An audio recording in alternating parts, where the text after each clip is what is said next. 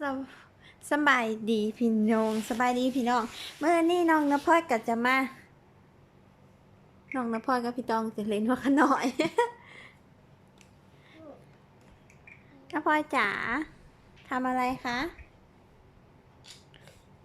เอาน้องหนูนอนอย่างนั้นเลยเหรอนภพรจะเล่นอะไรอ่ะโอ้ยทำไมทำปากอย่างนั้นน่ะเก็บปากหน่อยสิเอ้ยนภพรจะรีดผ้าเหรอคะตารีดเด็กหน่อยตารีดเครื่องซักผ้าก็มี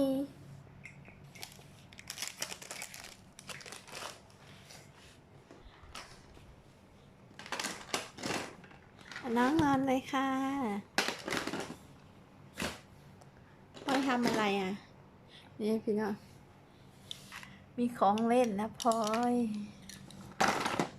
ก็จะมีอะไรบ้างคะโอ้ยนะพลอยตากผ้าอ้ายนี่เดี๋ยวเอานี่หนูต้องเอาขึ้นทางนี้เห็นไหมนี่มันกลมทางนี้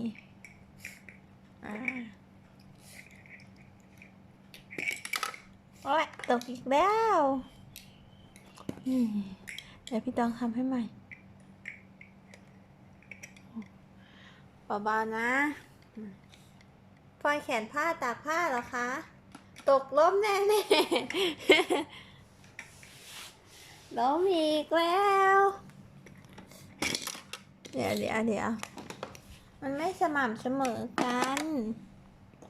มันเลยตกน้องพลอยทำอะไรคะฮะน้องพลอยเล่นอะไรคะเงียบหน่อยอะไรก็หาสิหาให้เจอก่อนอย่าเพิ่งโวยวาย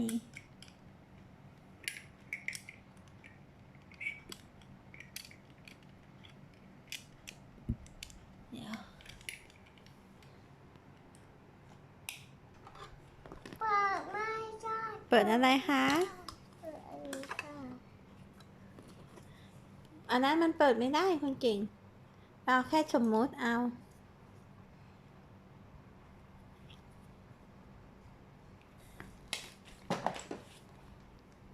พอจะซักผ้าเหรอใส่เข้าไปโอ้กดอย่างนั้นเลยเหรอคะแล้วก็ใส่ป๊อกป้าอันนั้นอะไรคืออะไรคะผงซักฟอก หัวป้าน้ำยาปรับผ้านุ่มอยู่ไหนเอ่ยไม่มีนะ มีนั่นไงนั่นแหละในมือนั่นแหละมือข้างนู้นเหมือนตัวนี้อันนี้กล่องแพ็คกล่องผงซักฟอกใช่แล้วอันนี้น้ำยาปรับผ้านุ่มใส่น้ำยาปรับผ้านุ่มปื๊ดซักหรือยังอันนี้คืออะไรอันนี้ไฮเตอร์น้ำยาปรับผ้าขาวไม่อันนี้ที่ฉีดละไม่ฉีดตอนเราซักรีดผ้าไงคะใช่แล้วยุ่นเราปล่อยซักผ้าแล้วนะ เครื่องเตาเครื่องซักผ้านะพลอยอันนี้เตารีดโอ้มันอ่ะโอ้ยซักแล้วทำไมผ้าออกข้างนอกหมดเลยเตียงอะไรค่ะโอ้ซักเสร็จเหรอซักเสร็จแล้วเสื้อกระเด็นออกมาเลยเหรอน้องใครเนี่ยมานอนอยู่ตรงนี้น้องไม่สบายหรือเปล่าน้องไอฮอกเลยแม่จ๋าแม่ช่วยหนูด้วยหนูหิวข้าวกินข้าวเอาเงินนะแม่จ๋าแม่หนูง่วงนอนแล้วพาหนูไปนอนหน่อยค่ะแม่โอ้ยแม่ทำอะไร น้าพลอยเป็นน้าพลอยเป็นแม่ เพื่อให้ลูกห่มผ้าให้ลูกด้วยเหรอ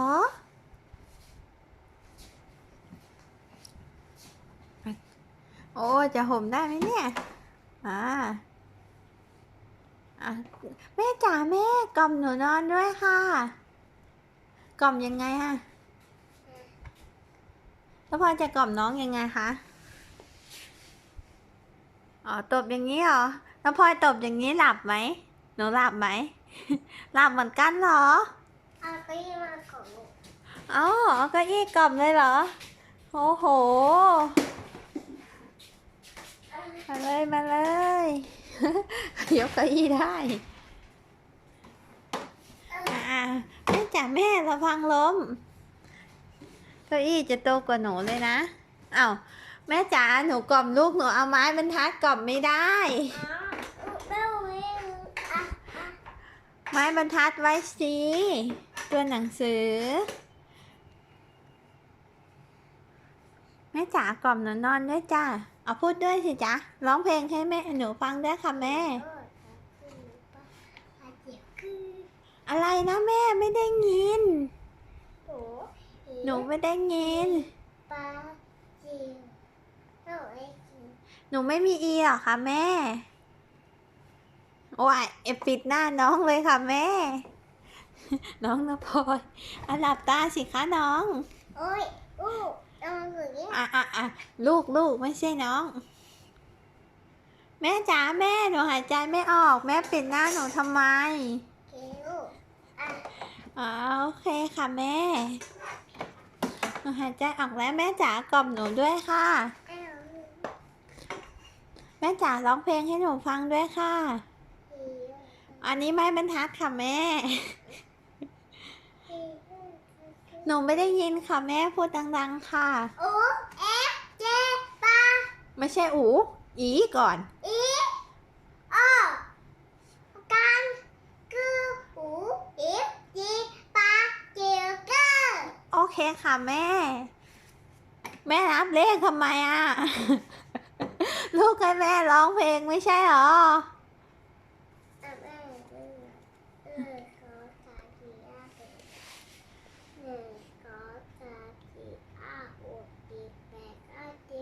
10เลยเหรอคะแม่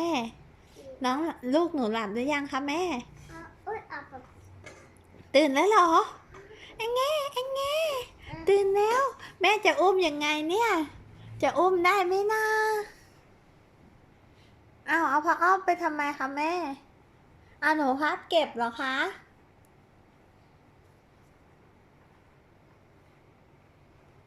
โอ้โหโอ้ยพับเรียบร้อยมาก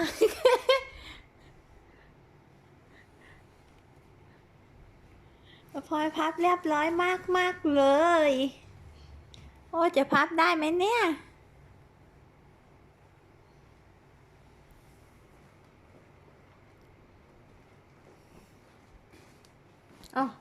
โอ้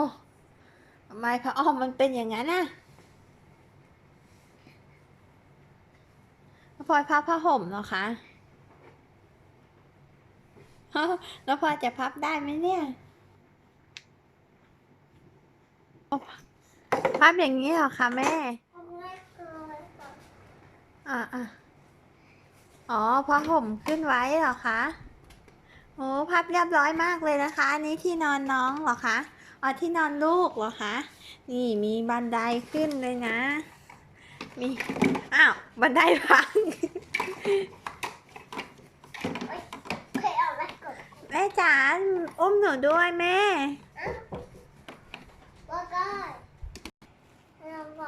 แม่จ๋าแม่จ๋าจะทำอะไรเหรอคะให้ลูกนอนรอเหรอคะแล้วแม่จ๋าจะทำอะไรแม่จ๋าจะทำกับข้าวให้ลูกเหรอหิวจังเลยโอ้แม่จ๋าพาลูกนอนแล้วลูกหนูชื่ออะไรน้องชื่ออะไรฮะน้องคนนี้ชื่ออะไรคะหนูนิดน้องชื่ออะไรนะคะชื่ออะไรนะ ชื่อหนูนิดเหรอคะ โอ้แต่ก็ไม่ออกอ่ะ ทำอะไรอ่ะ โอ้ยแต่ก็ไม่ออกอ่ะ อ๋อหายใจไม่ออก แค่เอาปิดลงแค่เนี้ย หนูนิดเอ้ยหนูนิดหายใจออกไหมลูกแม่จ๋าทำอะไรคะ โอ้เอันนี้นะ รอแป๊บหนึ่งแม่จ๋าทำกับข้าวเหรอคะ แม่จ๋าทำอะไรคะ แกงอะไรต้มอะไรคะ ต้มเค็มอ่ะต้มหมู ต้มหมู โอ้ยขับไป ลูกไม่สบาย ลูกไม่สบายเลยต้มหมูให้กินเหรอคะ ต้มให้มันสุกๆเลยนะคะแม่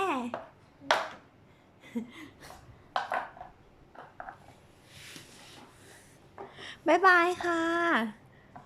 น้าพลอยจ๋าบ๊ายบายค่ะ เดี๋ยวนะบ๊ายบายแล้วค่ะบ๊ายบายทุกคนเพราะว่าให้น้าพลอยเล่นต่อบ๊ายบาย